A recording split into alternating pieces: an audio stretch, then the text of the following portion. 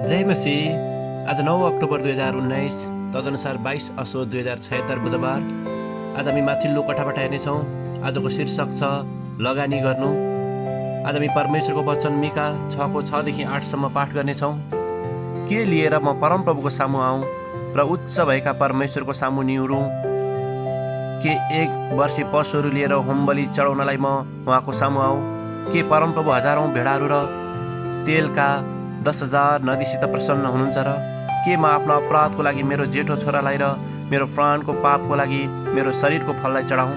ए मानिस, जे असल छ त्यो परमेश्वरले तँलाई देखाउनु भएको छ र परमप्रभुले तँबाट के चाहनुहुन्छ?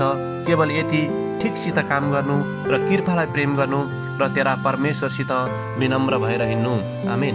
मानिस, जे असल छ त्यो उहाँले तँलाई देखाउनु भएको छ र परमप्रभुले तँबाट के चाहनुहुन्छ? केवल यति ठिकसित काम गर्नु र कृपालाई प्रेम गर्नु र तेरा परमेश्वरसित विनम्र भएर हिँड्नु। मिका 6को 8। लेखक आफ्नो अनुभवलाई यसरी वर्णन गर्नुहुन्छ। मेरो जागिरको समयमा मैले मेरो अवकाशको निम्ति बचतको योजना बनाएको थिएँ।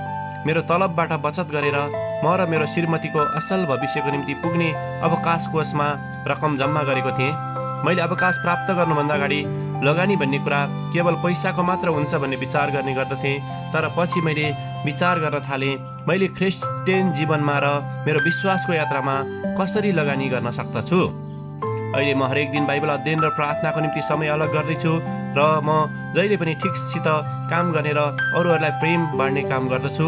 म विश्वास गर्दछु कि यस्ता कार्यमा लगानी गर्नाले मलाई परमेश्वरसँग र मानिसहरूसँगको सम्बन्धमा वृद्धि हुन मद्दत पुग्दछ।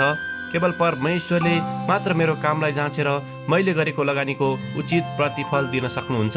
यदि म ख्रिस्ट जस्तै बन्न चाहन्छु भने मैले अरूहरूको जीवनमा लगानी गर्नुपर्ने हुन्छ। आमेन। आजको विचार, परमेश्वरसँगको सम्बन्धमा लगानी गर्न आज के म तयार छु? प्रार्थना। प्यारो परमेश्वर, हाम्रो जीवनमा तपाईँको उपस्थितिको लागि धन्यवाद। हामीलाई ठिकसित काम गर्न र कृपालाई प्रेम गर्न र परमेश्वरसित विनम्र भएर हिँड्नको निम्ति सहायता गर्नुहोस्। येशूको नाउँमा आमेन।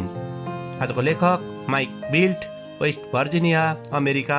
आजको प्रार्थनाको विषय आर्थिक योजनाको निम्ति।